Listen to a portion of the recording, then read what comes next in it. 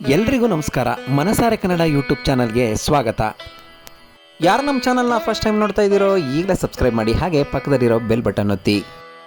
ನವರಾತ್ರಿಯ 2ನೇ ದಿನ ಬ್ರಹ್ಮಚಾರಿಣಿ. ನವರಾತ್ರಿಯ 2ನೇ ದಿನ ನಾವು ಪೂಜಿಸೋದು ಬ್ರಹ್ಮಚಾರಿಣಿಯನ್ನು. ಈಕೆ ಪಾರ್ವತಿ ದೇವಿಯ ಅವಿವಾಹಿತ ರೂಪ. ಈಕೆ ತಪಸ್ಸಿನ ಭಂಗಿಯಲ್ಲಿ ಇರ್ತಾಳೆ. ಬಿಳಿಯ ವಸ್ತ್ರವನ್ನು ಧರಿಸಿರ್ತಾಳೆ. ಬಲಗೈಯಲ್ಲಿ ಒಂದು ಜಪಮಾಲೆ ಹಾಗೂ ಎಡಗೈಯಲ್ಲಿ ಕಮಂಡಲವನ್ನು ಹಿಡಿದಿರುತ್ತಾಳೆ.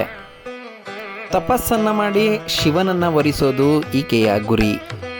ಶಿವನನ್ನು ವರಿಸೋದು ಇವಳ ತಪಸ್ಸಿನ ಗುರಿಯಾಗಿರೋದ್ರಿಂದ ಈಕೆ ತಪಸ್ಸಿಗೆ ಕೂರ್ತಾಳೆ. 5,000 ವರ್ಷಗಳ ಕಠಿಣ ತಪಸ್ಸನ್ನು ಈಕೆ ಮಾಡ್ತಾಳೆ.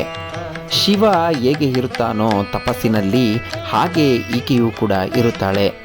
ತಪಸ್ಸಿನ ಭಂಗಿಯಲ್ಲಿ ಕುಳಿತು ತಪಸ್ಸನ್ನು ಪ್ರಾರಂಭಿಸ್ತಾಳೆ.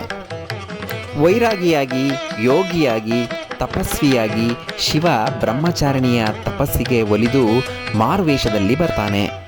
ಮಾರುವೇಷದಲ್ಲಿ ಶಿವ ಬಂದು ಆಕೆಯ ಮುಂದೆ ಬಂದು ಒಂದಷ್ಟು ಒಗಟುಗಳನ್ನು ಆಕೆಗೆ ಕೇಳ್ತಾನೆ. ಎಲ್ಲದಕ್ಕೂ ಆಕೆ ಸರಿ ಉತ್ತರವನ್ನು ಕೊಡ್ತಾಳೆ. ಆಗ ಆಕೆಯೇ ನನಗೆ ಸರಿಯಾದವಳು ಎಂದು ತನ್ನ ನಿಜವಾದ ದರ್ಶನವನ್ನು ಮಾಡಿಸಿ ಬ್ರಹ್ಮಚಾರಿಣಿಯಾಗಿದ್ದ ಪಾರ್ವತಿಯನ್ನು ವರಿಸೋದಕ್ಕೆ ಶಿವ ಒಪ್ಪಿಗೆಯನ್ನು ಕೊಡ್ತಾನೆ. ಮಾರುವೇಷದಲ್ಲಿ ಇದ್ದಂತಹ ಶಿವ ತನ್ನ ನಿಜವಾದ ದರ್ಶನವನ್ನು ತೋರಿಸ್ತಾನೆ ಹಾಗೂ ಈ ತಪಸ್ಸಿಗೆ ಮೆಚ್ಚಿ ಬ್ರಹ್ಮಚಾರಿಣಿಯನ್ನು ವರಿಸುತ್ತಾನೆ. ಬ್ರಹ್ಮಚಾರಿಣಿಯ ವಾಸಸ್ಥಾನ ಸ್ವಾಧಿಷ್ಠಾನ ಚಕ್ರ. ಇದು ನವರಾತ್ರಿಯ 2ನೇ ದಿನ ಬ್ರಹ್ಮಚಾರಿಣಿಯ ವಿಶೇಷವಾಗಿದೆ. ಓಂ ದೇವಿ ಬ್ರಹ್ಮಚಾರಿಣಿ ನಮಃ. ದಸರಾ ವಿಶೇಷ 9 ದಿನಗಳ ಕಾಲ ನಡೆಯುವ ನವರಾತ್ರಿಯ 2ನೇ ದಿನದ ಬ್ರಹ್ಮಚಾರಿಣಿಯ ಬಗ್ಗೆ ಇವತ್ತು ನಾನು ನಿಮಗೆ ತಿಳಿಸ್ಕೊಟ್ಟಿದ್ದೀನಿ. ನವರಾತ್ರಿಯ 9 ದಿನಗಳಲ್ಲಿ ಮೊದಲ 3 ದಿನ ಮಹಾಕಾಳಿ ಹಾಗೂ ನಂತರದ 3 ದಿನ ಮಹಾಲಕ್ಷ್ಮಿ ಹಾಗೂ ಕಡೆಯ 3 ದಿನವನ್ನು ಸರಸ್ವತಿಯನ್ನು ಪೂಜಿಸುತ್ತೇವೆ.